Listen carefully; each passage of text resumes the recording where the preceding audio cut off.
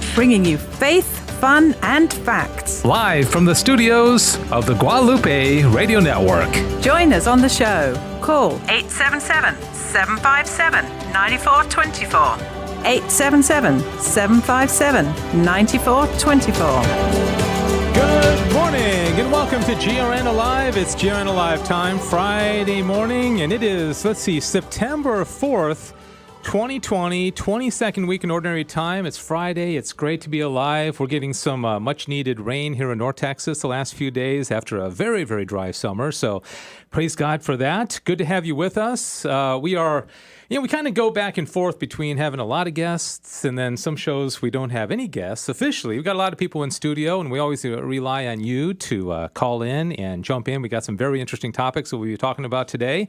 So by all means, call up and let's hear from you, and let's hear what's on your mind this morning. 877-757-9424 is the phone number, 877-757-9424. My name is Dave Palmer, host of the Friday GRN Alive, and filled in studio with a bunch of really interesting and wonderful people, including Dr. Chris Malloy from the University of Dallas, professor of theology and all-around a bright theologian. How you doing? Good morning. Good morning. Good to be here. Yeah. How's school going? You guys been in session a couple weeks now? It's going well. Yeah, so I guess it's been 3 weeks. I said 2 weeks. before we began, but it's been 3 weeks. It's been good, and it's great to be in person, I have to say, behind a mask.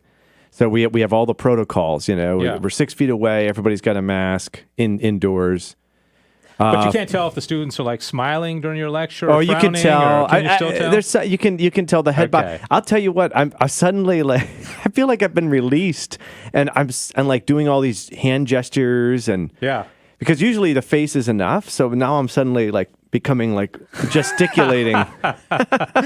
Yeah. All right. Well, I guess that's a good thing. Huh? It's been fun. Yeah. It's been you great. have to find different ways to communicate. Right? We have some students are online. You do. You have to find. You have to crinkle your eyes to show you're smiling. Okay. Well, we don't have to wear them during the broadcast. That's one of the things our governor said. That's one of the exceptions during broadcasts. You don't have to wear masks, so you get to see all of our smiles. And Dr. Malloy does for better or for worse. Yeah, that's right. which leads me to saying that Diane Xavier, I commend her every show. She does a great job on social media. And if you go to YouTube, Twitter, Facebook, you'll see behind the scenes, all of us. Diane puts up pictures that kind of correlate to the things that we're talking about. The little password, what is it called? The whatever. You do at GRN online for any of those, and you get right on in. And also joining us, as always, behind the glass, socially distancing from us is Cecil Anderson. How you doing, Cecil? Good morning. I'm doing well, thank you. Yeah, good to see you. And Alex Trevino, who is the creator of, among many other things, Mission. I was going to say the creator of, children, but that sounds really weird. But you've got a couple of kids. You're married. Yes. And you're like the procreator. Yes. Thank you. I was just thinking it's more important that we procreate children than what we do turning professionally. red now in the studio. That's going in the blooper reel, Dave. I'm sorry. Okay. I don't know. I'm sorry. But anyways, kind of an awkward introduction, but welcome. No, it's okay. Thank you. Thank you. Yeah. Last segment, we're going to be talking about Mission 180, which my family has been blessed by. And you're going to be giving away some rosaries. I will be, actually, with some friends of mine from No Heart Untouched. They make these beautiful, custom, handmade rosaries in the colors of Mission 180, blue and gold. So nice. All right. Cool praying and branding at the same time. Now, we're heading into Labor Day weekend. I asked everybody before the program, except for Dr. Malloy, about what is Labor Day? What is it all about? And significance. I think a lot of people, including myself, I looked it up this morning, don't really understand what it's all about. What does it mean to you? I mean, Labor Day. Do you know the background? No. Okay, well, funny you'd ask. Well, you didn't ask, but Dave, what is Labor Day about? Thank you, Sis. You're welcome. Federal holiday celebrated the first Monday in September to honor and recognize the American labor movement and the works and contributions of laborers to the development and achievements of the United States. Beginning in the late 19th century, as trade unions and labor movements grew, trade unionists proposed that a day be set aside to celebrate labor. So there you go. So that's what I was suspecting. So the church has a feast in May, and it's to counteract the Marxists. Yeah. Right? So they're all labor, but in a bad way. And so... And that would be May 1st? I believe Feast so. of St. Joseph, right? One of his feast Joseph days. the Worker. The worker, yeah. Yeah. So, all right. So this is our secular U.S. Version of that, honoring the workers. And I wonder sometimes, if people don't really understand what it's all about, and maybe it's lost some of its significance. Everybody enjoys the day off, and so I guess that, and I guess we do want to celebrate labor. But a lot of people more and more are having to work on that day. A lot of the retail and everything. So. Anyways, Fall Share-a-thon, 11 days away. Tuesday, September 15th through Friday, September 18th. Celebrating 20 years has been the theme all year. So that's going to be the theme. And I just want to say, as we promote the Share-a-thon coming up, I was thinking about this. In the last 6 months of your life, how many areas of your life have remained unchanged? Like your job has changed, your worship has changed, your kids' schools has changed, going to the grocery store has likely changed. But think about it. Catholic radio hasn't really changed. You don't have to wear masks when you listen. You don't have to socially distance. It's always there. Nothing has changed. So I think that's one of the cool things about Catholic radio. It's like the one part of your life the last 6 months that I don't think has changed. I mean, am I wrong? What has changed about Catholic radio? Nothing. Right? More listeners? Right? Yeah. I'd like to think so, but fewer people on the road, commuting. So that's true. Yeah. So we, all the more reason, if you do listen, please support us. I spoke to a young man yesterday, did an interview with him, 15 years old. The kid has started a YouTube channel of evangelization for young people. And the guy is just on fire for his faith. And the reason I interviewed him is that when 3 years ago, his parents were taking him to soccer practice, and they'd always have Catholic radio on in the car. He started listening just because his parents had it on, fell in love with it, listening to Catholic Answers Live. He's from San Antonio, and all these different shows. And now he's out there actively evangelizing. That's awesome. With his own YouTube channel. 15. And so it's 15 years old. And so, anyways, that's one of the interviews we'll play during the Share-a-thon coming up. All right, as I mentioned, third segment, we'll be talking to Alex about Mission 180. You'll have a chance to win some rosaries. We'll talk about Catholic films. Fatima, has now been out for a full week. I think it's doing very well. It's got some very positive reviews. Joe talked about it on Monday. Second segment, we're going to discuss the interesting topic, some of the rage that's going on in our culture. It's very unsettling to see a certain population, primarily young people, and a portion of that population that's just kind of really, really angry for some reason. And there isn't just one target. There seems to be a number of targets. And so I don't know that we're going to get to the bottom of it, but what's going on? We have a very wide range of ages represented in our group, and we want maybe some people to call in and say, well, what is driving so many young people into so much anger? And how does that affect us as Catholics? And what should be the response? And by the way, I want to mention that a survey was sent out to everybody on our mailing list a few weeks ago by the Guadalupe Radio Network, and it asked a number of questions about listening habits and when you listen, your favorite shows, that kind of thing. One of the questions was, how did you hear about Catholic radio for the first time? And so I think you and Diane may know this because you get the internal memos, but how do you think the most people hear about Catholic radio? Take a wild guess. They're told about it by a friend. You're right. Oh. Do I get a free rosary too? Fantastic. Yeah, that's exactly right. Nice. Yes, somebody said, hey, have you heard the Catholic radio station? Wow. That's exactly right. Sorry, Dr. Millay, I didn't give you No. I was going to say bumper stickers. Yeah. Do we know what the second, third are? No. I don't know offhand. But it seems word of mouth is always number one. Yeah. So the point being, don't be afraid to get that conversation going. At lunch at work or at the water cooler or somebody in your neighborhood, and just say, hey, do you listen to Catholic radio? So that's the number one thing. So, anyways, 9 minutes after the hour now. This is GRN Live. Thanks for joining us. 877-757-9424. And Sissel has gathered a few news stories that we could talk about. What is going on? And don't say nothing's going on, Sissel, because I'm not going to fall for that one. I know it's busy. All right, fine. Well, it's so funny, Dave. I don't know if you would have thought that, 6 months ago, would we be talking about going to a hair salon would be controversial. I know. Isn't that crazy? Kind of crazy. But California House Speaker Nancy Pelosi has been criticized for visiting a San Francisco hair salon to get her a wash and a blowout. And the reason it's controversial is because California's laws still state that salons are not supposed to be open. They just started allowing them to open up and have outdoor appointments on September 1st.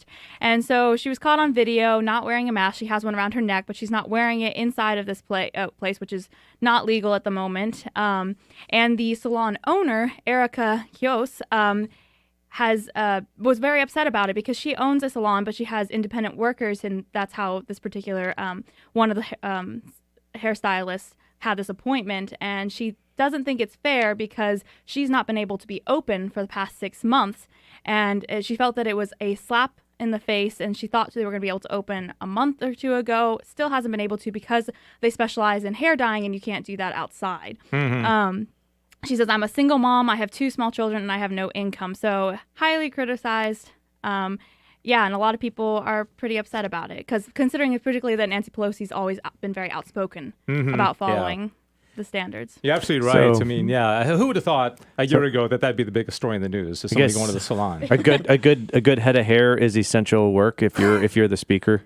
If you're the Speaker of the House, yes, obviously. Apparently, yeah. Yep. The Nancy Pelosi's someone who's a spokesperson did say that they thought that they were told that it was all right and legal, but apparently blowouts, because if there's like one person in the salon, but a blowout is not allowed right now because of like blowing germs around and stuff like that. So I think the thing that pertains primarily to us as Catholics is that California has some of the most draconian laws against worship, where Governor Newsom has really doesn't allow singing. I don't know exactly what the law is, but I think it's offensive to a lot of people because it does seem hypocritical to say you got to close businesses, you got to close churches, but when I need my haircut and my blowout or whatever that is, I'm going to go ahead and go in. And I think it's a worthy story, and I think it's also an issue. People don't trust political leaders these days anymore.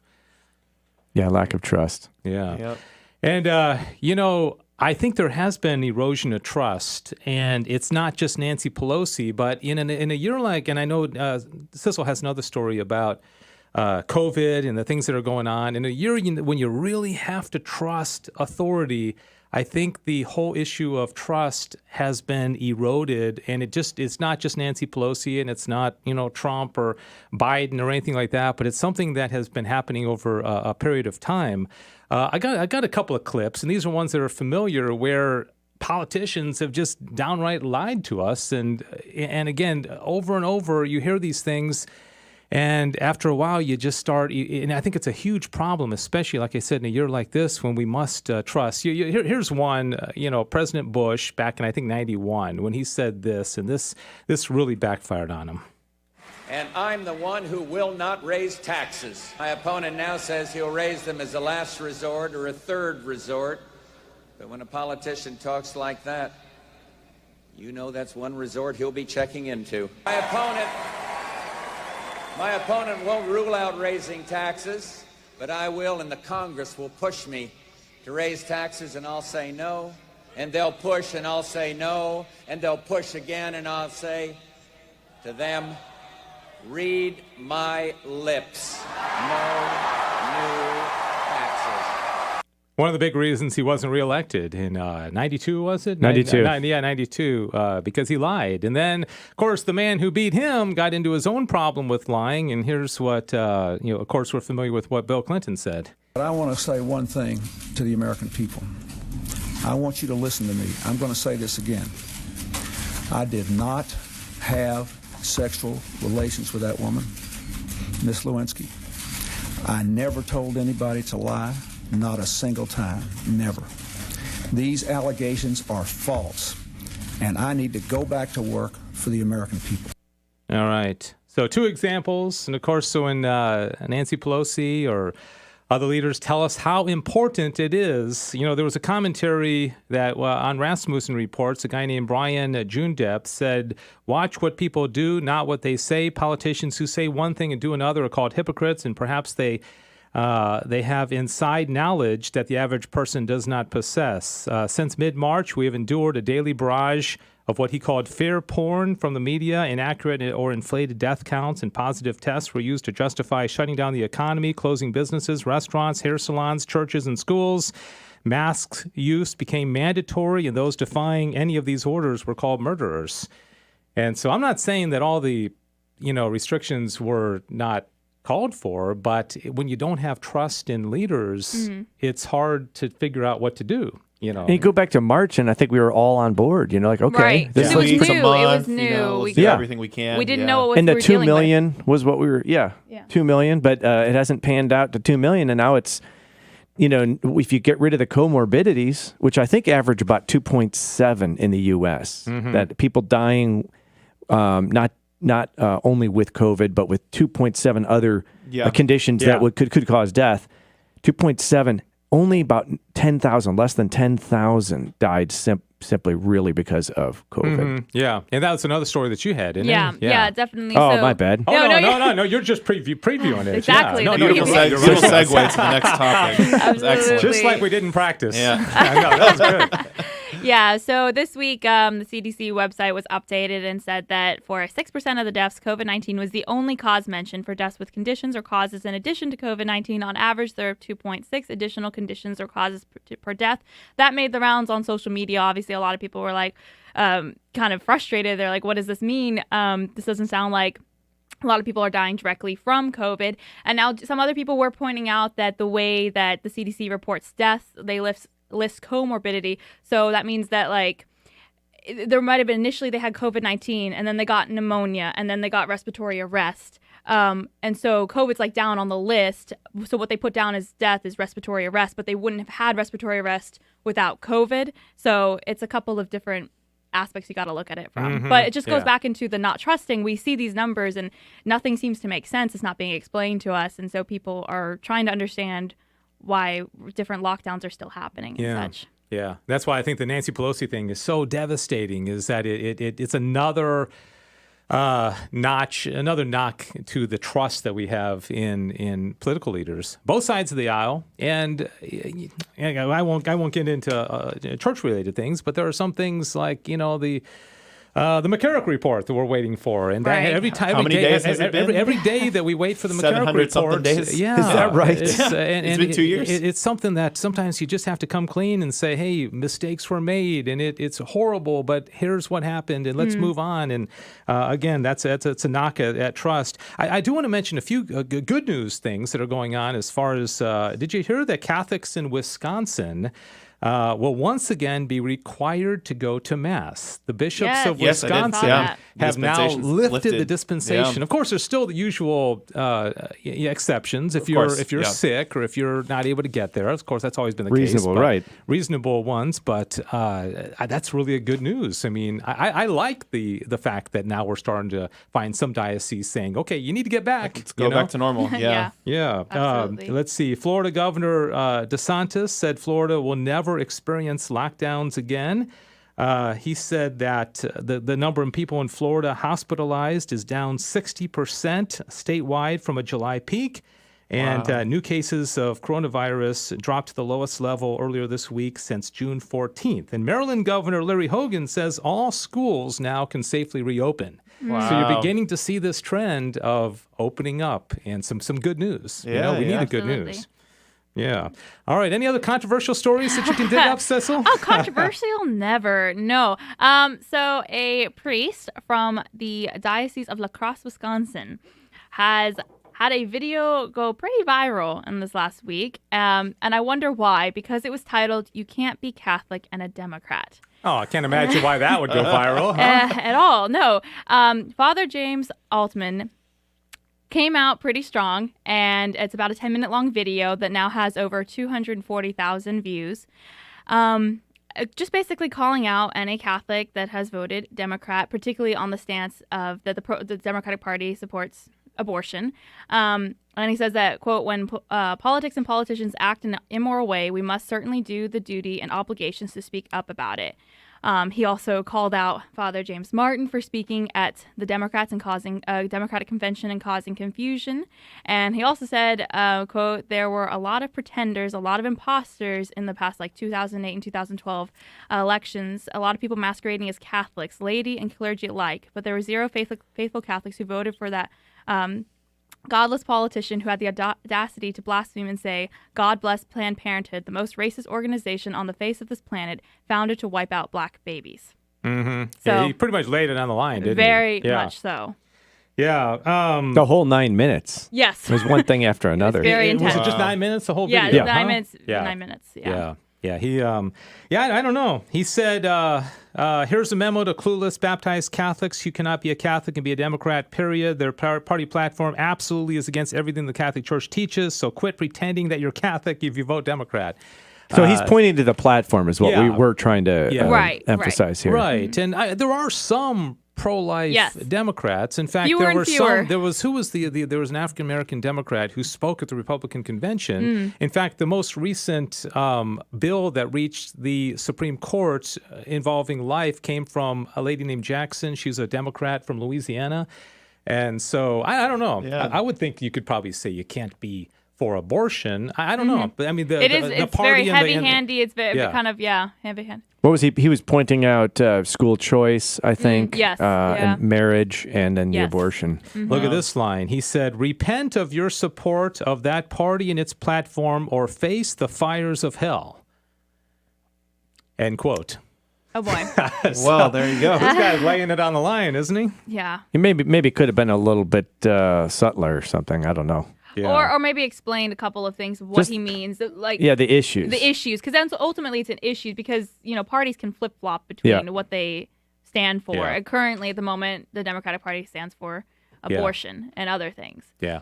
I mean, I think we ought to definitely say you can't vote for For abortion. abortion, yeah. I mean, Yeah. a Catholic can't do that. I think Well, that that's was that what would be- 2002 document I was talking about last week, Yeah. from the CDF. Okay, so the CDF, participation in political life, 2002. Look it up. Listeners should look it up. It's a great document. Wow. Was that Cardinal Ratzinger who wrote Yeah. that? Okay. Yeah, and the USCCB has released Forming Consciences for Faithful Citizenship on their website, usccb.org, and they say abortion, the deliberate killing of a human being before birth, is never morally acceptable and must always be opposed. That's pretty definitive language. Right. Yeah. I mean, And the thing is actually the Catholic Church's doctrines have real implications in the world. Now, but some people are just bringing a smorgasbord of issues. Some are intrinsic evil and some are not. Some are just legitimate prudential positions like Right. don't have a wall or, this or that. Yeah. And that's a legitimate position, but it's not a mandated position, right? And so It's not at the same level as abortion. that's Right. right. Absolutely. yeah. But I guess people think when you put 20 issues like that together, that all 20 They are diffuse. equal to Right. or more They're not. than one issue. Yeah. So that's, Well, gotta I be think it's a confusing. strategy. It basically says Catholicism has nothing to do with political life. I do think it's a deliberate strategy to diffuse real action, real rubber hits the road action. Yeah. And Father Altman also, had things to say about the priests not speaking out and talking Yeah. about these issues directly. And he said, the reason we are seeing the sign of the times is that way too many people do not know God because the shepherds of the church haven't taught them. Yeah. Yeah, So. he called out Father James Martin by Yep. name, didn't he? Yes, he he said did. that because people will come down on a guy like Father Altman a lot quicker than they will That's right. Father James Right. Martin. Yeah, who's where- leading people to unnatural acts, Yeah, yeah. justifying that way of life. Exactly. Yeah. Well, we're going to take a quick break. This is GRN Live. You can see we're just kind of tiptoeing and not really getting on any of the really big issues. We're just kind of talking around the surface. No, I'm kidding. We're talking about some of the big issues. And when we come back, we're going to talk about what's all the rage about? Why are so many young people in particular so angry? And I have done a lot of research, and I'll share some and get your thoughts. We have a good range of age here. We've got just in our studio here, people in their 20s, 30s, me in my 50s. Yep. I thought you were just going to say me and not say what. It's like me. He's being polite. We'd love to hear from you as well. I don't think there's one answer, but these are people that really need to be brought the good news of Jesus Christ. And there's a lot of anger out there, and it's not being directed towards one group. It's kind of weird. And so we'd love to hear your thoughts on it and what is going on in our country. This is GRN Live. We'll take a quick break and come back. Phone number is 877-757-9424. We'll be back with GRN Live after this. Is the Lord calling you to be a missionary? Hi, Joe McLean here, and the Guadalupe Radio Network is calling for Rosary missionaries to join with the GRN in praying for very special intentions. Would you be one of them? Log on to grnonline.com/missionaries. Together, we can bring the power of prayer to bear on a dark world in need of the light of Christ. Log on to grnonline.com/missionaries. Solidarity HealthShare is rebuilding Catholic healthcare in America. We conform to the moral guidelines of the Catholic Church, so you never have to worry about your healthcare dollars paying for anything that violates your conscience. From conception to natural death, we strive to serve all healthcare needs, protect human lives, celebrate families, and promote the dignity of all people. Join Solidarity HealthShare in restoring and rebuilding authentic Catholic healthcare by signing up at solidarityhealthshare.org, a sponsor of the Guadalupe Radio Network. All right, we're back. GRN Alive. You want to hear the conversations during the breaks. Sometimes those conversations. I should just turn your mics on just casually. Sissel's like, hey, we're going back on. It's like, oh, whoa, we're still talking. All right, this is GRN Alive. We want to hear from you. Dear listener, this is one of the reasons we sometimes go guestless and we talk just amongst ourselves because we want to give you an opportunity. When we have guests, there's really no time really for calls because it's just so busy. But what do you think about this? What is going on with all the rage that we are seeing across the country right now? I'm going to give a little bit of a outline and then just kind of open it up for discussion. Take your calls if you want to join in. Is it a spiritual issue? Is it bad education? Is it just bad political leanings? You know what? 877-757-9424. 877-757-9424. Consider that the George Floyd incident, the death of George Floyd in Minneapolis, happened on May 25th. The following day, the protests, and I think at that time they were protests, began in Minneapolis, and then within a week they had spread to literally hundreds of cities across America. And they got really violent in many of these cities. And the main targets were police officers and what was being described as a fight against systemic racism in police departments and our culture at large. We saw in Seattle the formation of what was called the Capitol Hill Autonomous Zone, then became called the Chaz. It went from Chaz to CHOP, the Capitol Hill Occupied Protests. 6 blocks of the city were blocked off and occupied by basically anarchists until July 1st when the police came in and finally drove them away. Riots broke out in Portland, Oregon, which continue to this day. For over 3 months now, we've seen riots and protests in Portland, Oregon, where life has been disrupted. Last weekend in Washington, D.C., 5 people were arrested for their involvement in riots that started late Saturday night, carried into Sunday morning. At what was called Black Lives Matter Plaza in other parts of D.C. to protest the killing of a man by police. Jacob Blake, shot by police, a police officer in Kenosha, Wisconsin on August 23rd. Riots have been going on there as well. 2 main groups have basically been attributed to these protests and riots. It's Antifa, which stands for anti-fascists. But I, for the life of me, don't know who the fascists are because I don't think there's any political party or anybody in America that identifies themselves as fascists. Right? That's the word you just throw around. Yeah, fascists. Yeah. So who are the fascists? I mean, if you're anti something, let me say, if you stand for natural law, you're a fascist. Right, and that's basically it. Even though you don't, nobody. I mean, if you're a fascist, you're a fascist. Yeah. But if you stand for, according to these guys, and that's a right target. But if you're just a natural law person, believe in good old fashioned values, you're a fascist. Yeah. So that's what they're against. Again, they wouldn't say it that way, but they're against anybody who supports the natural law. Black Lives Matter is the other group, self-described Marxist organization. And now the interesting thing is the main target initially was police and law enforcement, but Other targeted groups have, of course, been anything related to the Confederacy or the founding fathers of our country. We know Christopher Columbus, his statue has come down, Confederate statues in Raleigh, North Carolina. Jefferson Davis Memorial in Richmond, Virginia comes down. Confederate monument in Decatur Square in Georgia came down June 18th. Houston city workers removed a statue of Confederate soldier Dick Dowling on June 17th. General Albert Pike was removed from his statue, Washington, D.C., June 19th. So you've got the Confederacy that's a target as well. And people like Christopher Columbus, his statues have to come down. George Washington, a statue of him was torn down in Portland in late June. Abraham Lincoln has been targeted. And of course, what pertains primarily to us here is the attacks on the Catholic Church. There is a site that has an interactive map of attacks on Catholics, and there have been over 70 incidents so far this year. What's that site? I should have that, but I don't have it. I found it online, but I don't have it. But over 70 incidents so far this year. St. Junipero Serra has been one of the main targets. And statues of Mary have been beheaded. Mother Mary, parishioners in Toronto just in the last week were distraught after finding Virgin Mary's head decapitated. In Miami on July 21st, a statue of Jesus Christ at a Catholic church in the Archdiocese was beheaded.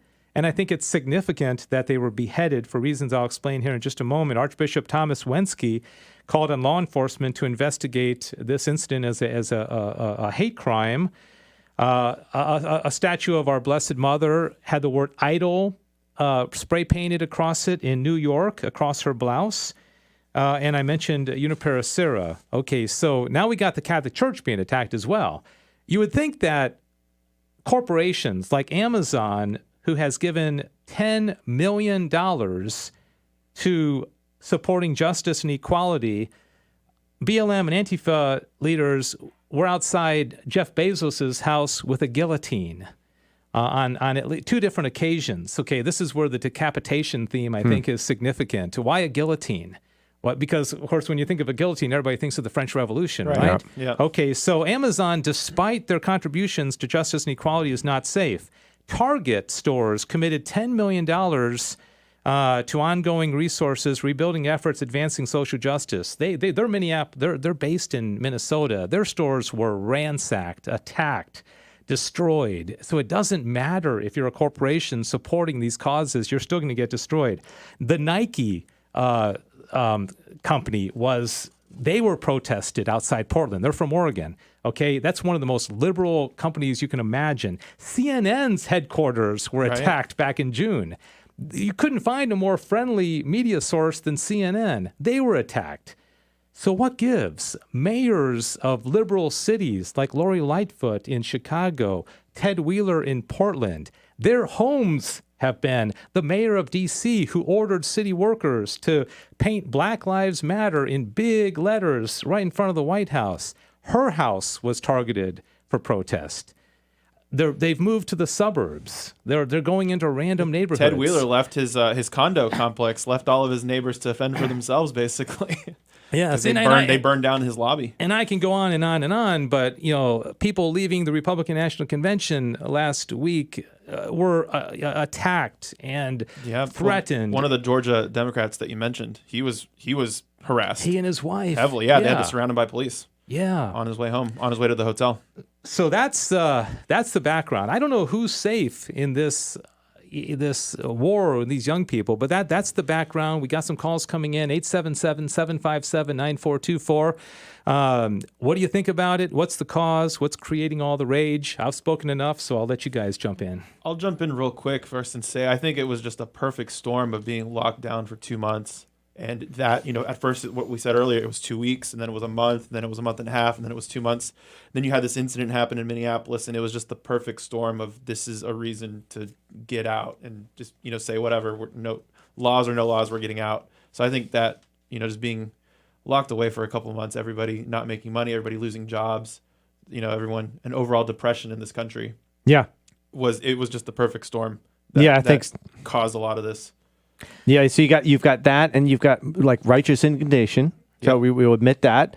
You know, the sometimes the police officers do really bad things, and the Floyd thing was one real bad case. Right. But that doesn't mean you throw the baby out with the bathwater. I mean, it's like there's good, there's bad, there's abuse, and there's use. Yeah, and there was a beautiful moment there for a few days too, where it seemed like the entire country was very opposed to that and called it wrong and said it was horrible, and that cop, and the 3 other guys that were there had to pay the consequences for it.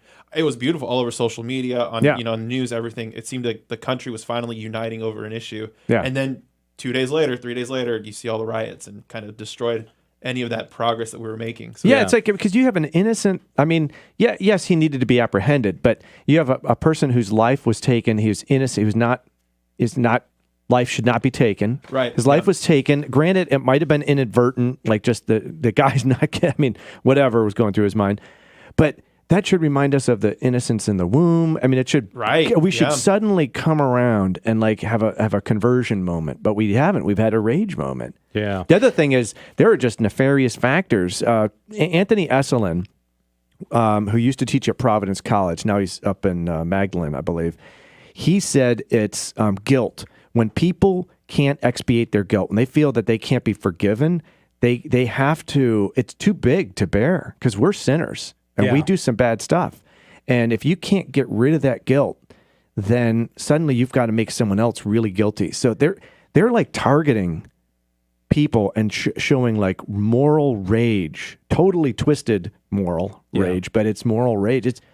They're not getting paid for this. Yeah, well, maybe they are. It's interesting you say about the guilt, because this may be painting with too broad of a brush, but I think almost everything that we see in our culture today goes back to abortion. You got a lot of people that are walking wounded with a lot of guilt, and this is what Rachel's Vineyard retreats try to address. And there's a lot. I mean, because when you're responsible for the death of somebody, and we have to say it doesn't go away. And I'm not saying all this is because of abortion, but it seems to be the central issue, and that it's the elephant in the room that a lot of people continue to not want to talk about. And sexual immorality. So our spending is way out of control. Probably many of us spend more than we need to. We're a debtor's nation, so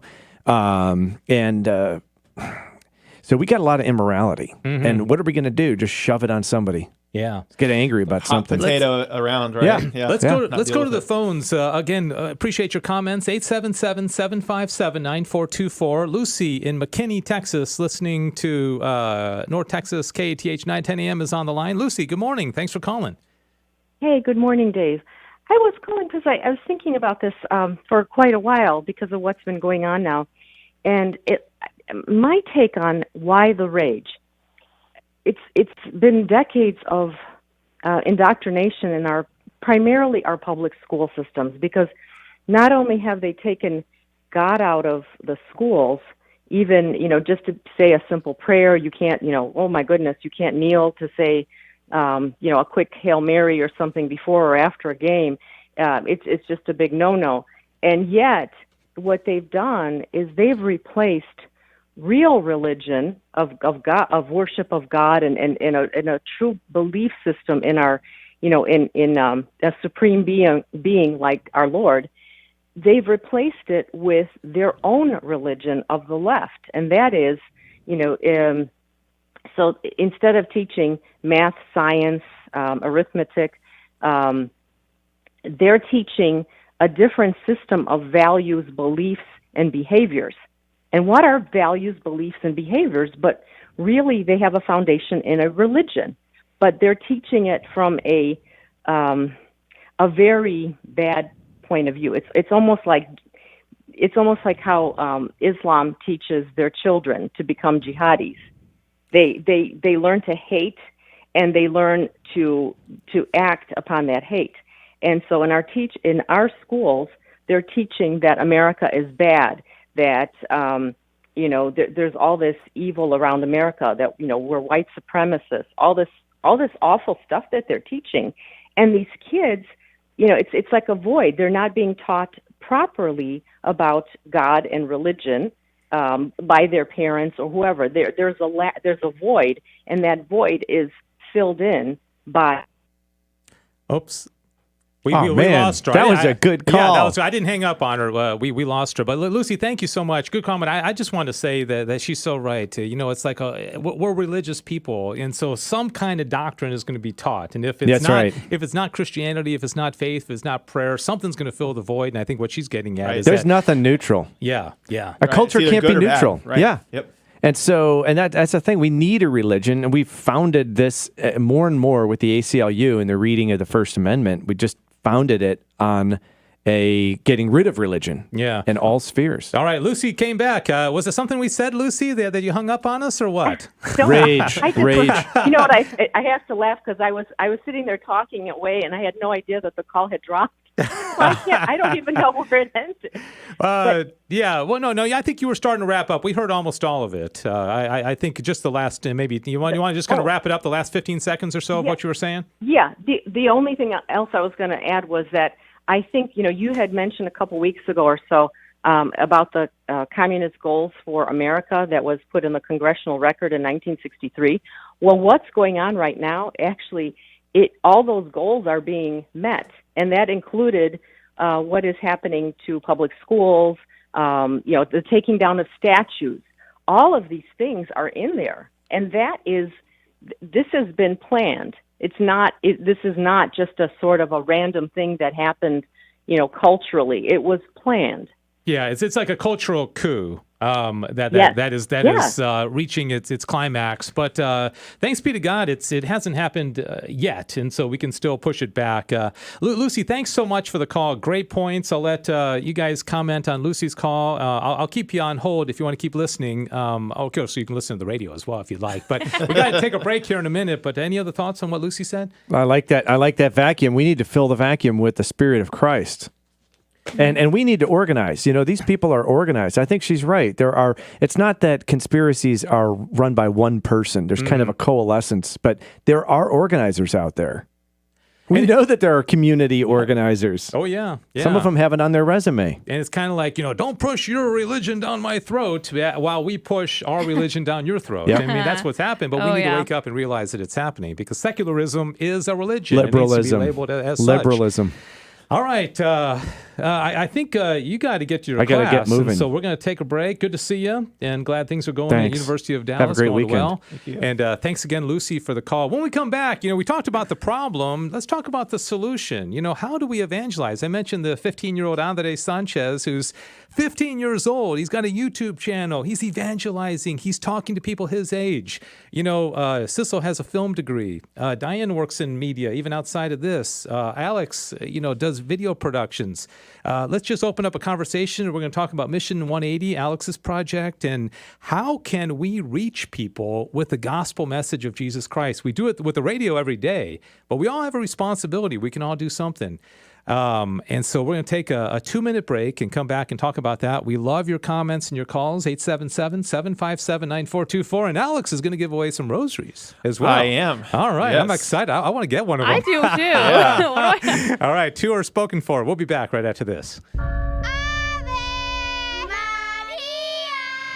The incredible true story is now a powerful, uplifting motion picture event. Fatima. In 1917, the world needed hope when 3 children received a miracle. Who are you? I come from heaven. Fatima has now been endorsed by the Shrine of Fatima, featuring the original song Grazia Plena, performed by Andrea Bocelli. Fatima, rated PG-13, may be inappropriate for children under 13. Now in theaters and on demand. Hi, this is Dr. David Anders from EWTN's Call to Communion. I believe that the ministry of Catholic Radio is one of the greatest tools we have in the church for evangelism today. I hear from people all over the world on a daily basis who have encountered Christ in the Catholic Church for the first time by listening to Catholic Radio. Please support the ministry of Catholic Radio today. Support Guadalupe Radio Network. In 2 weeks, we will be interrupting our regular programming schedule for a quarterly share-a-thon to keep your GRN station on the air. Why do we come to our listening family to seek financial gifts? The Guadalupe Radio Network spends approximately $4.5 million per year to operate all 37 stations in the network, or about $515 per hour. We are 100% listener supported, completely dependent on the divine providence of God working through the generosity of our GRN family of listeners. We are so thankful that you are part of the GRN family. I want to personally thank you for your continued prayerful and financial support since the year 2000, when the GRN first started in Catholic radio. This is Len Oswald, president of the Guadalupe Radio Network, with your GRN Family Minute. We are your Catholic radio. Radio for your soul. All right, welcome back. GRN Alive here on the Guadalupe Radio Network. And we are down to a precious 13 minutes or so, and really interesting conversation today. We appreciate the calls and the comments, and as we talk about some pretty important stuff. 877-757-9424 is the phone number if you want to jump in. How are you spreading the good news? What are you doing to let people know? Because, as Lucy mentioned, gosh, as soon as you pull prayer and their faith out of schools, everything just goes to pot. And Alex Trevino, of course, here with me, and he has created an online platform of short videos called Mission 180. It's called mission180.org. My family has been blessed by it, and we just touched on it briefly last week, but we're going to spend a little bit more time on it. Do you want to explain what you're doing? Yeah, of course, and I appreciate the time that we're putting on the show for this. So Mission 180 is a series of 180 free Catholic videos that each episode, 180 episodes, touches on an aspect of the beauty of the Catholic faith, whether it's a gospel reflection, the 10 Commandments, the 7 Sacraments, lives of the saints, virtues, daily, practical advice, your prayer life, sin. There's all these different kinds of topics where, when you finish the 180 videos, the 180 episodes, you're going to walk out of that changed in a positive way. And, they're high quality, good production values. They're not boring. So there's something that you can do individually. There's something you can do as a family, once a week, once a day, every other day. Something that a parish leader can send out to their parish, their parish email list. It's something that can be used anywhere in the school level as well. Start your theology class. The first 5 minutes, watch one of these episodes. There's so many different ways you can use this series, and it's all to build up the Catholic Church. Within you first. Get yourself built up, and then you can go spread it out to the world. Yeah, that's one of the things I find in myself is I'm a news hound, and I get so caught up in the politics and what's going on, and the things that we're talking about. That sometimes we need, the blocking and tackling, as they say in sports. We need the basics. We need to continue to learn our faith and not just look at what's all going on and strengthen our kids, and that's what I love about this. Yeah, and it's really interesting too because we have 5 different priests who give like 90% of these talks. I'd jump in there a couple of times as sort of the host just to, check in with everybody every 50 episodes or so. But it's these 5 different priests, and so you get these interesting perspectives on topics that you probably haven't heard in a very long time. One example is Father Thomas from the University of Dallas, the chaplain there. He has 3 episodes on sin. They're actually up right now. I think they're episodes 50, 51, and 52. 51, 52, 53. And he talks about sin, how, venial sin is more like, when you do something wrong to your friend, it's a simple, I'm sorry, I won't do it again. Mortal sin is, we have to sit down, actually talk about this and solve it, because if we don't, this relationship is broken forever. And so he talks about these topics in a way that are very relatable to teens, youth, young adults, families, millennials. They don't go over your head. It's like he's talking directly to you while you're watching the video. And it's not like we are coming in and saying, well, there's nothing wrong with this, but this saint 1,000 years ago said this about sin, and this one said this about this. It's more like he's having a conversation with you about these topics. That's how all the episodes, how we wanted them to be, was like, it's like a priest is in your living room for 3 minutes talking with you about a topic. Yeah. And I know my family and I have sat down, and we would do it in the evening. We watch them, and it gives an opportunity for conversation, because sometimes, days and days can go by, and you're just busy in the routine and the rat race, and you're like, well, I haven't even talked to my kids about anything substantial in the last week. I just got a text from somebody that said, I would like a rosary. Oh, well. I don't think you get it just by texting me. I can't text it back to you, but yeah, so we'll figure out the logistics of this. Tell me about the rosary. Yeah, so we partner with our friends at No Heart Untouched. Her name is Alicia Baker. She makes these beautiful handmade rosaries. So we give them away to people who sign up for, randomly for Mission 180, or if we're doing some sort of live stream, we say, hey, we're going to give one away. And so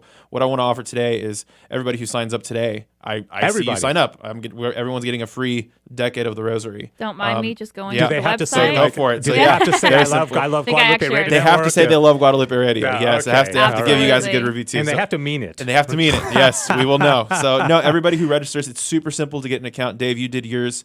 You just go on the website. We are changing some things on the website right now, but it's very simple. There's a create an account icon on the website, mission180.org. All you do is click on that, leave your first name, last name, email, authenticate your account, and boom, you have access to the first 76 episodes right now. All right. Anybody today who signs up Anybody gets in. And these aren't little cheapy rosaries either. They're handmade. They're very handmade. nice, right? They're beautiful. Okay. I showed you some pictures of them. They're beautiful. And yeah, Alicia takes the time to hand make these. So yeah. And I think I love what you're doing because you're using your talent for the glory of God, and we've got to be very deliberate in spreading the message. And something I want to say about the culture that. needs it. Our last segment showed us how bad the culture needs Jesus. Right. And that's something that I want to say about that too, is that, this Mission 180 project, thankfully we have the backing of the Diocese of Dallas. They've approved of every episode that's gone online. And it's about bringing people closer to God, bringing people closer to the Catholic Church. It's not like I want people to say Mission 180 is this greatest thing in the universe and this thing that's all that matters. It's leading everybody to God, because obviously at the end of the 180 episodes, what matters is what you do with it, just like the parable of the talents. If you're just going to keep all of that knowledge and spiritual wellness that you just filled yourself with for 180 episodes, what's the point? Mm-hmm. You have to take what you have and multiply it, and not just bury it under the ground. And so hopefully that's the hope with Mission 180, is that people are filled with knowledge and history and love and appreciation for the Catholic faith, that they want to scream it out from the rooftops. And that's what we want people to feel empowered to do at the end of watching 180 pieces of free video content. Yeah, awesome. Mission180.org is the website. Sign up today. You get a rosary sent to you by Alex. Yes. 877-757-9424. I get emails all the time from people, saying, hey, I started up this apostolate and we're promoting saints, or we're promoting this. And one of the things, I gave a talk for the upcoming Share-a-thon, and the thing that I pointed out in my talk, it's called The Joy of Hope, is that God inspires people to do different things. If we all were inspired to do what you're doing, well, then we'd all be competing with you. But somebody has a devotion to divine mercy, and somebody may be. My thing is the Summa Theologia. It's Thomas Aquinas, and I didn't ask for it. I didn't one day say, you know what, I've decided I'm going to. No, God placed it in my heart.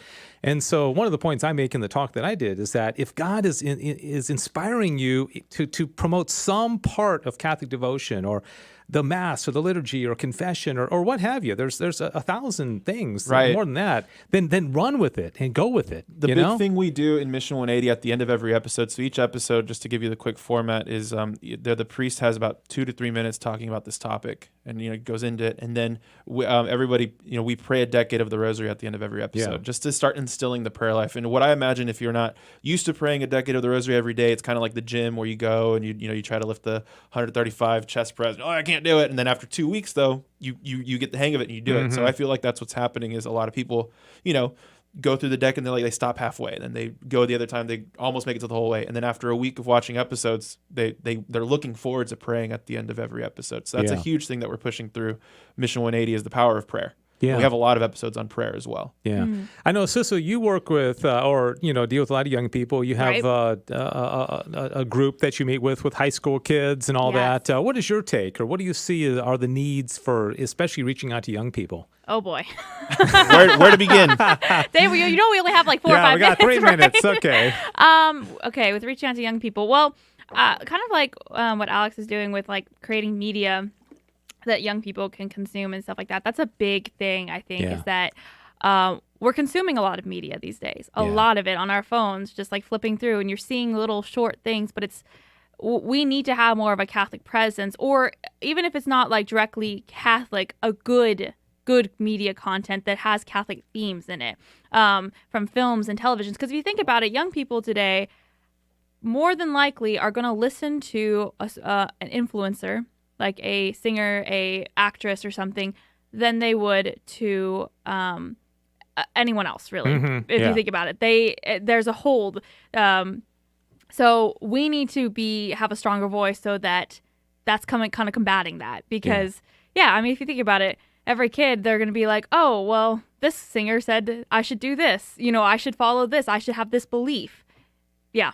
That's my thought. Yeah. In a very short form. There's so much you could talk about, Dave. It certainly is. That's great. And just you want to reiterate again what people need to do because, again, I love that these are short. You know, right. They're they don't take brief. up your whole day. They don't take up. You can watch. Yeah, it's families very can simple. get together in the evening like we were doing and just spend 5 or 10 minutes. Give yourself 10 minutes at the most. Pray a deck of the rosary. Spend some time, and you'll probably spend another 10 minutes afterwards talking to your kids about it. Right. Yeah. Very good. And so it's very simple. You just go on the website, click on create an account, and first name, last name, email, where you're watching from. We just want to know, what cities are being represented, and then boom, you authenticate your account, you verify it through an email with a code just to be safe and secure, and then you have access to all the episodes. So right now we have 76 episodes online, and they're beautiful episodes. The new ones are really great. So I know we were stuck at 32 for a couple months, but now we have 76. Hopefully in the next couple weeks we'll have all 180 on the website. And so what we're also seeing is there's parishes that are using Mission 180 as video tools, because right now a lot of parishes outside of Mass, they can't meet in person. Yeah. They can't have RCIA classes. They can't have confirmation classes. They can't have youth ministry, young adult ministry in person.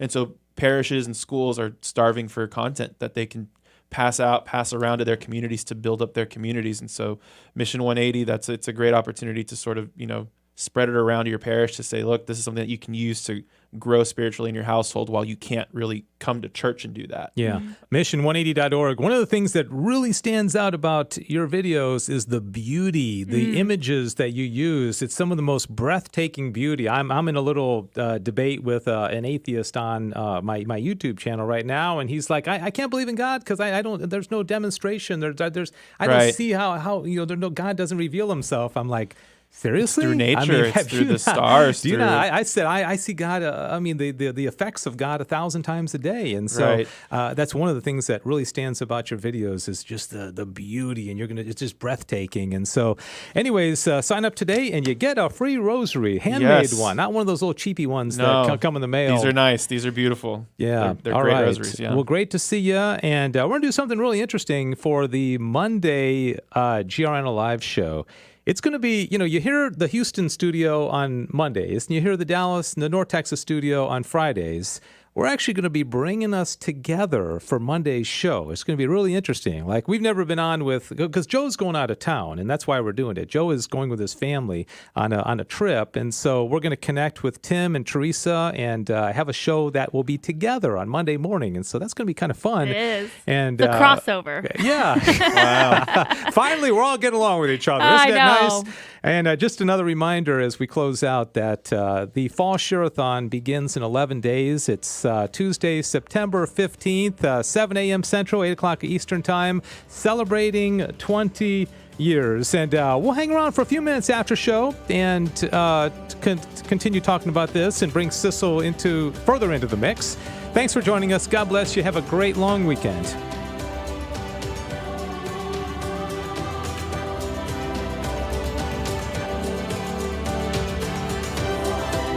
Thank you for listening to GR.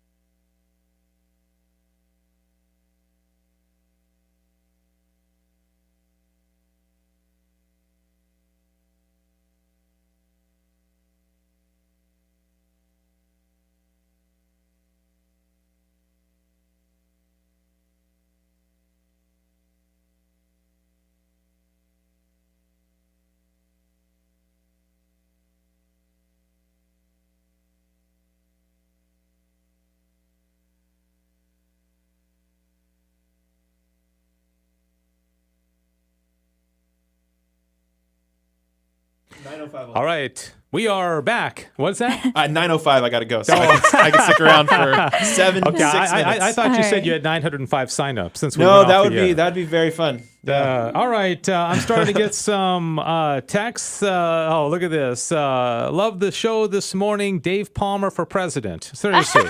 Ooh, Hey, can I be your vice? Can I be your Secretary of State? I just want a tour of the White House. I'm going to pick a woman for my vice president. Give me. Wow, please! I really wish that was not on camera. No, put me as Department of Education because then I can just get rid of the whole department. Oh, there we go. You become the head of it, and then you eliminate it, right? Okay. Well, we got precious few minutes with you because you've already broadcast to everybody. You only have 5 more minutes with us. That's breaking news. That's how little this show means to you that you can't even give us till 9:06. No, actually, my wife's doing a Nancy Pelosi. She's getting a blowout today at 10 a.m. So, hey, that's going to be on tomorrow's headlines. You got to watch it. It's legal here in Texas, so we're good. What is a blowout? It's like a blow dry. It's a big blow dry. Yeah, you blow out your hair. It makes it nice and fluffy. I don't know. I've never gotten one. You know this, Alex, is scaring me a little bit. But okay, you're going to blame me. I'm a theater major. Yeah, that's right. Okay. You got better hair than me, too. He knew it better than I did, so that's good. Okay, a blowout. To me, that's like when you're going 70 miles per hour down the freeway and all of a blow out sudden a tire, your car loses control. That's a blowout. Blowout sale or something. Oh, yeah. Big summer blowout.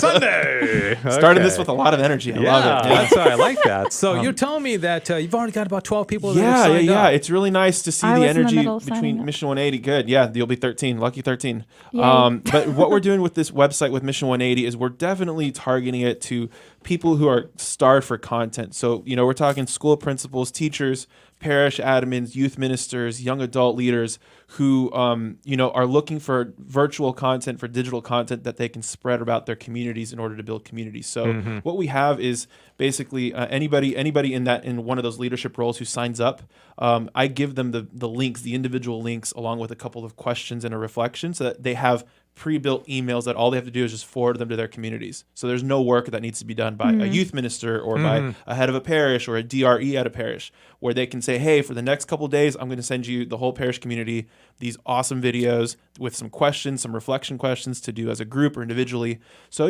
after 15 emails like that, everyone's pretty hooked. And so then the DRE then says, hey, thanks for watching all these videos. Go to the website and create an account to watch the rest of the series. All right. So for me, it's kind of like that free the free content to get people excited. 2 frees. Free content. Mission180.org. And, I'm thinking, I used to be a high school teacher for 3 years. And the hardest thing was, the hardest things was classroom management. And then also just, what are you teaching? The curriculum. What is it? Where you gathering and putting the lesson plans together and everything. Nowadays, I think that's been flipped, where most of the teachers, they're thinking about all the protocols and the face masks and the social distancing and whether they're hand sanitizing.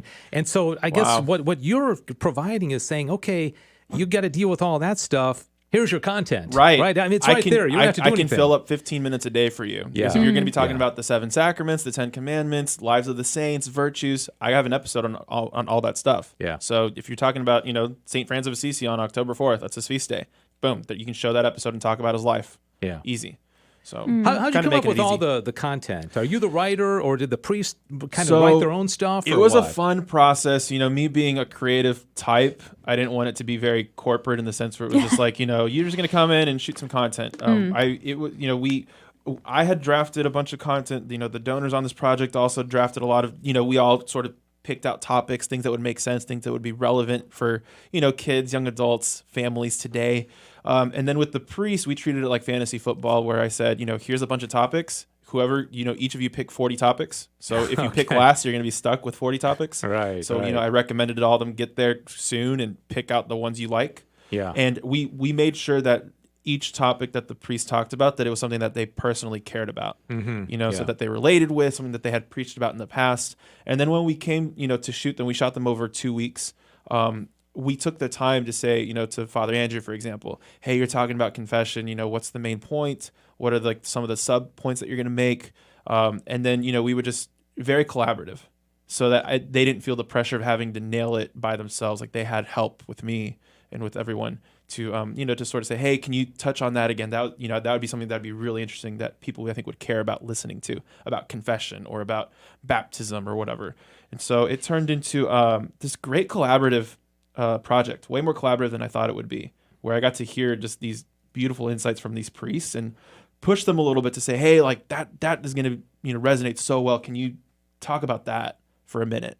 and we'll use that in the episode. Yeah. So it became a really, really beautiful experience. Yeah. Must be nice to see it come to fruition. Yeah, because that's a lot of work. It's a lot of work. And what was really cool too was a couple of people working on the project were not Catholic that I hired to be the cinematographer and the audio guy, and they had questions too, where they would be like, "Wait, I'm a Christian. I've never heard about this concept." And so I gave them the freedom to, after we stopped shooting, to talk about that topic for 10 minutes. Yeah. And then his life changed, and so it's a really beautiful opportunity to also evangelize while we're shooting these. Yeah. You can do any more? Not for a while, because 180 is a lot. So we're going to take a little break. If 180 is like the metanoia, if you do another 180, then it's 360. We're back to where we started. I don't know if that's a good thing.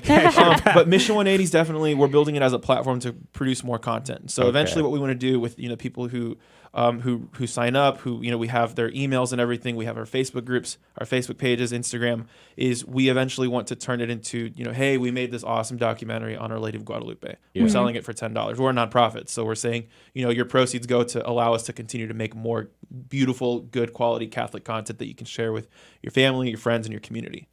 All right. Can you do one more check? How many people have you got signed up so far? You had Let's 12 see. at the end of the program. I'm guessing 15. I'm going to say 18. I'm going to say 18. Right, let's see, because after this one I'm going to go. So I don't want to get in the way of your wife's blowout. Yeah, there you go. And so we got 14. 14. Okay, Yeah. You said what, 15? 15. And I won. I said 18. So I guess you get a rosary too. There not you go. competitive at all. Who was closer? Yeah. All right. But no, great I appreciate to see it. you. Yeah. And so we'll see you for the Monday program. I'll be here Yay. later today. Yeah, it's exciting. Yeah. All right. All right. Very Thank you so good. much. I'm going to go. Thank you. All right, Sissel, I'm going to throw to you and say, hey, what do you think about? I always do this, and sometimes Sissel is, Not prepared. not just every now and then she's not Every prepared. now and then. Yeah. All yeah. right. Definitely. Any thoughts? And Diane can always jump in as well. Yes, Diane likes please. to kind of hide. She's she's a behind the scenes kind of lady. She does a great job with the social media. She's got now like the little 4 images on the screen. She's excellent. So any other thoughts about the show? Oh my goodness, I have actually a lot of thoughts, but to keep it brief, we were talking about the rage is particularly in younger generations, and it was something Dave. I walked into Dave's office this week, and he goes, "So what do you think of was like driving this?" And I was like, "Oh, I just like went on a minor rant," and I was like, I apparently don't have anything to say about this. But I just want to mention a couple things that weren't exactly we kind of like briefly talked about, but I came up with like a list of 3 things that I thought kind of were partially to like blame for nowadays, which was weak families. Obviously, we have a lot of broken families. We have a lot of hurt families. Divorce rates are very high. There's a lot of, that sort of thing. And so I think that leads the next generation to not have anything very stable, I think that leads to a lot of things, and it kind of leads to the next point, which is there's a overall less belief in God or heaven, which is why I think that so many people, the protests and all these sorts of things, someone has to be able to fix these problems, because because we have in the Catholic Church, we have the beliefs of like, God says, vengeance is mine, I will repay. So if we don't get justice on earth, for the things that were done wrong against us, we're like not supposed to hold on to that to an extent. And so I think that's part of it. If people think that earth is all that there is, then I would be out there protesting I would be every injustice in the world. I would be out there for, Yeah. So kind of like someone must fix it, or this idea. Because like if we're not believing in God taking care of us, it's like everything. It's like, oh, we have to come up with a vaccine for COVID. Someone's got to fix this. Come on, someone fix this. Like some earthly fix has to happen. And the thing is that we know that a lot of these problems, besides COVID, obviously, are problems of the heart, and they can't be just fixed by earthly measure.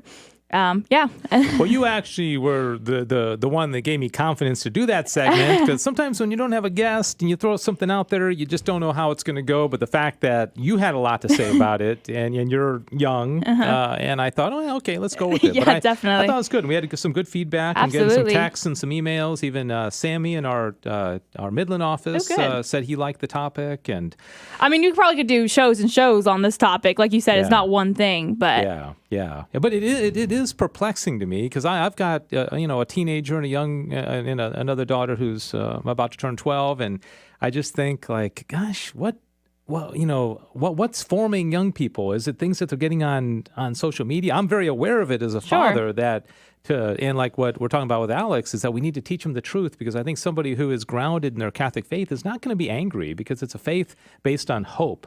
It's a faith based on goodness and virtue, and not setting buildings on fire and, attacking police officers. I just don't get it. No, and you bring up a really good point, is that teaching the faith, and you're saying it's a faith of hope, that's an important thing. Is I think that sometimes also in the past, like one last point I had thought of was that sometimes I think the current generations are reacting to past generations where people always refer back to like the 1950s where things were so strict, women didn't have any liberties, those sort of things. People are kind of revolting against that. And there were some definite things I think that needed to be changed, but we tend to have like the go completely opposite end, of the spectrum. And I think it's because sometimes we can have the strictness, the rules without the love. Yeah. Like that is so important. That's one thing my mom was very strong about, was making sure that we understood where they were coming from when they were teaching us something. It was coming from a place of love. And oftentimes, especially when you think of like fundamentalism, it's very, just like, it's rules. Yeah.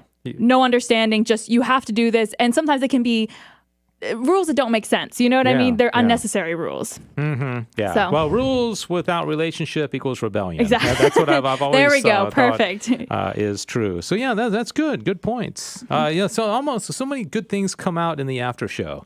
That's because it's kind of like we've had time to digest it. There's a certain intensity during the program, and then you get a chance to let your hair down a little bit and think about it with a fresh perspective. And that was good. Good observations. So, all right. Well, that's going to do it. And we are going to be recording, as I mentioned at the end of the program, the Monday Labor Day Good News Show. Because I personally, it's a day off for us, and I don't want to get in here at 6:30 in the morning. I don't want to wake up that early Labor Day. On Monday, too. We're spoiled with the Friday show. First time ever, Houston and North Texas coming together as one, as brothers and sisters, and so it's going to be the biggest kind of fun. Crossover in GRN history. Right? No, probably ours are share-a-thons. It'll be fun. We'll be talking about Catholic singles, which I have not known a whole lot about for the last 15 years of my life. I should know this. But it'll be interesting because you and Teresa are single, and me and Alex and Tim will be on the program as well, are not single. So we'll get that perspective. We're going to talk about abortion as the key issue in our culture today. We kind of hit on that a little bit today. And some other fun stuff. Oh, definitely. All right, that'll be coming up Monday at 8 o'clock Central Time. And then, of course, we'll be back on next Friday. And then the following week is the Share-a-thon, celebrating 20 years. So thanks, everybody. Thanks to Diane for all the great work on social media, Sissel and Alex and Dr. Malloy. And have a wonderful and blessed rest of your day and weekend. Thanks for listening and watching. Yeah, I thought that was kind of a fun show. That was good. I enjoyed it. I missed most of the young people discussions. I was on the phone with Lucy. You know who Lucy is, right? She's the blind one. Yeah.